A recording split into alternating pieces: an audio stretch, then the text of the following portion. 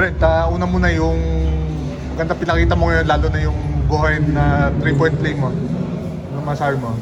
Nachamba. Nagtiwala lang sa akin yung mga coaches at yung mga teammates ko. So, ayun. Tsaka ginagawa namin sa practice, hard practice kami lagi.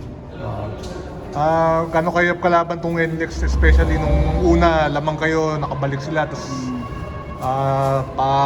papalit-palit nung lamang, ganyan. Yung sinabi lang sa amin ng coaches, play hard lang kami kahit lamang sila. Gawin lang namin yung game plan and stick together lang as a team. Pati kami mga players, yun lang, huwag bibigay. Tapos nung lumamang sila, sinabi lang sa amin ni Justin na this is what we like, yung end game. So, ayun. So, at sa tingin ko, mas gusto na namin manalo dito.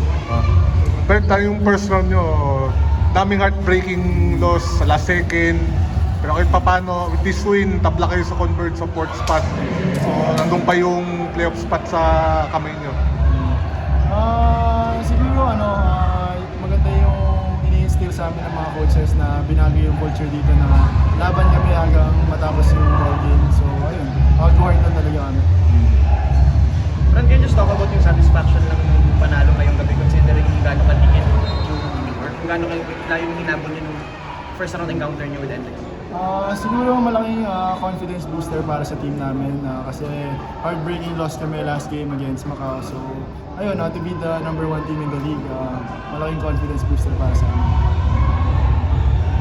Brent, kanina nag-coach ka nung nangyari doon? Inuutusan kami ni Coach Jan yung mga point guards kami mag-instruct sa team. So parang ayun lang, parang gel lang namin sa yun lang. May ganun ba sa inyo na parang collaborative kayo sa... Very open naman sila sa suggestions ng mga players. So ayun, naging parang pinagkatiwala rin nila sa amin yung game. So ayun, swerte lang. Practice ginagawa. Instant communication naman lagi sa mga coaches lagi. Ibig sabihin ba na in the future pwede kang career sa coaching? Di natin alam, we'll see. Okay. O, bata ka pa naman. Sige.